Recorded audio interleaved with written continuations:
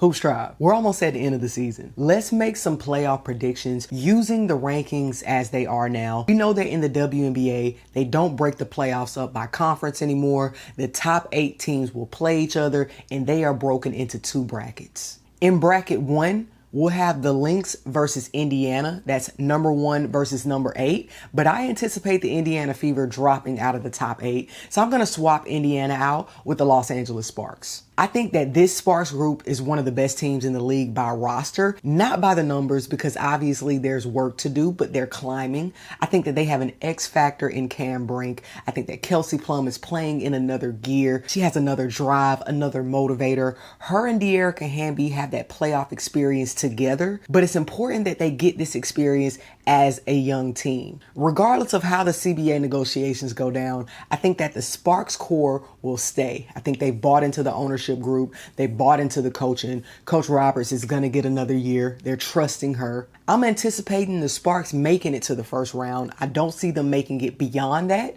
but they could. Azurá Stevens is having a career year, and an undersung hero with the Sparks is Julie Allemond. Allemond is a player that might give you 2 points, but she's going to give you 11 assists. A traditional facilitator who's not necessarily hunting her shot. She can if she needs to, but that's not really what she's known for. And when you have scorers around you like Kelsey Plum, Rakia Jackson, Azurá, De'Erica, you want a player who is unselfish in that way. So this Sparks team versus a really good Lynx team, the matchup will be interesting, but I don't think that the Sparks have the defense that can keep up with the Lynx. The Lynx are the most disciplined team in the league. They have weapons expendable. Kayla McBride, Nafisa Collier, Courtney Williams, solid role players in Bridget Carlton, Elena Smith, and Jessica Shepard. Natisha Heidemann could come off the bench and give you 17. They have the best defense in the league. The only thing that teams can try to do to slow down the Lynx is be physical. Use the Indiana Fever playbook. That was key to the Commissioner's Cup win for Indiana. They were the aggressor and the Lynx couldn't handle it, and they let it impact them emotionally. Now, I don't think that the Sparks are the team that's going to give the Lynx this challenge, but I think that they'll have that challenge moving into the second round, where I anticipate them meeting the Mercury,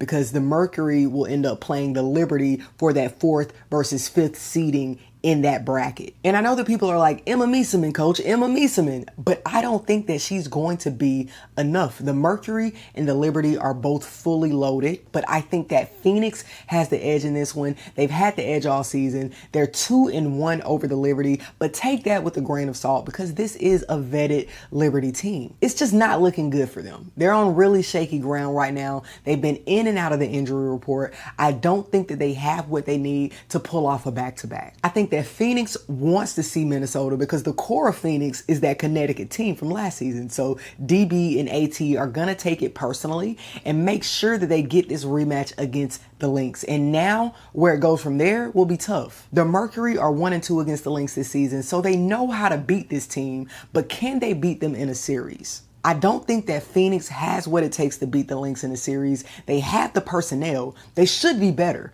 On paper, you look at these two teams, it looks like Phoenix is better, but they don't have the mental toughness or discipline to beat this team or coaching staff, and that's not something they'll put together in the next 5 games or so. So all of that to say, Minnesota is going back to the finals. Now over in bracket 2, you have the Dream versus the Valkyries, because I'm anticipating the Valkyries to stay around that 7th seed, and right now the Atlanta Dream are 2, so 2 versus 7 over in bracket 2. The Aces could move up to 2nd, but I think their best matchup is at that 3 spot. Coach Nakase knows the Aces too well, and I don't want them in that series. So for the sake of the conversation, I'm going to keep it as Atlanta at 2. The Dream are 3-1 over the Valkyries this season, but this Valkyries team knows Atlanta well. All 4 of the matchups have been competitive games, because they do a good job at collapsing the defense and taking away the Dream's inside game. The Valkyries are really bothersome defensively. I think they're going to be really physical. They're going to be well coached. They're going to have a great game plan, and that's going to make it difficult for Atlanta moving into the second round, which is where I think they're going to meet the Aces.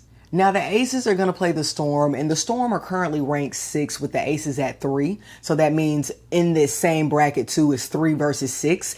I don't think that the Storm have what they need to make it past the first round. In fact, they have the potential to be swept. And now I know the Storm were swept last season, and you're like, Coach, well, you don't think they're going to have some revenge or chip on their shoulder? Sure, I think that Skylar Diggins doesn't want to be swept again. Nneka Ogwumike doesn't want to be swept again. But the Storm made a major move in their roster to their locker room, and it's the end of the season. They were a team that started off really well. I had a lot of high hopes for them. I thought that they were championship contenders, and then somewhere down the road it started to look like, I don't know what the hell is going on here. And then they went on a 6-game skid. They're now 4-4 with Brittany Sykes in the lineup, taking Erica Wheeler out of the starting lineup after she started the season the way she did. In many games, she showed up as their saving grace, big plays on each end of the court, outperforming her anticipation, because I'm almost 99% sure they didn't acquire her with the mindset that she would be a starter, but she turned into one. So she outperformed her own anticipation and the anticipation of Alicia Clark, because that ended up being a dud and they moved Alicia Clark in to be that anchor.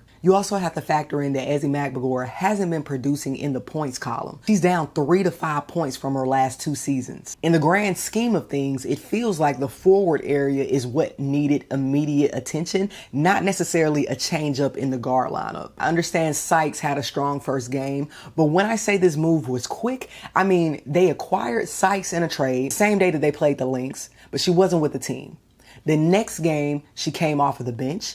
In the next game after that, Sykes was starting. So that move was really quick. But that's showbiz. I get it. That's showbiz. That's how the business works. I think that Sykes is a strong passer. She can feed the post. She's able to impact the offensive end with her innate ability of getting downhill. But with all that said, they don't have the cohesion or togetherness that they need to take down a team like the Aces in a series. So that means the Aces will face the Atlanta Dream in the semis, and that's going to be a really difficult game for fans, because I think many fans enjoy both of these teams. In fact, I think these fan bases are cousins. So get ready for a family feud, because this matchup is going to happen. It's coming. And when it happens, I think the Aces are going to take this series. Although it's going to be tough, because the Dream have just gotten better with each matchup. A'ja Wilson and Allisha Gray are both having MVP seasons in their own right. It's going to be tough to see one of them have to take the other down.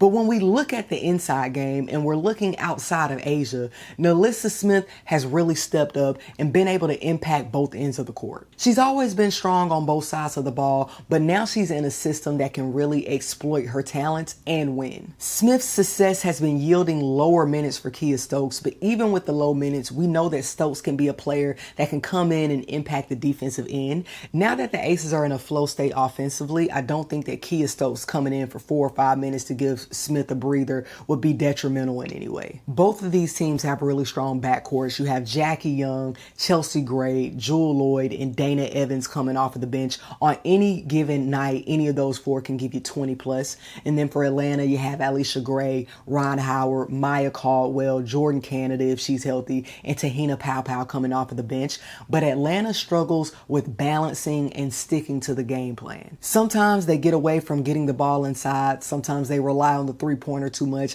Sometimes they don't move the ball enough, and sometimes they unravel in the fourth quarter. At this point in the season, the Aces know their game plan and they're locked in on it. Everyone has their role. What could potentially hurt the Aces is their defense. If they don't find a way to get it off the glass, if they can't lock in on Bree Jones or BG, it's going to be a tough series. I think that this is going to give Atlanta the taste they need to compete for the finals next season.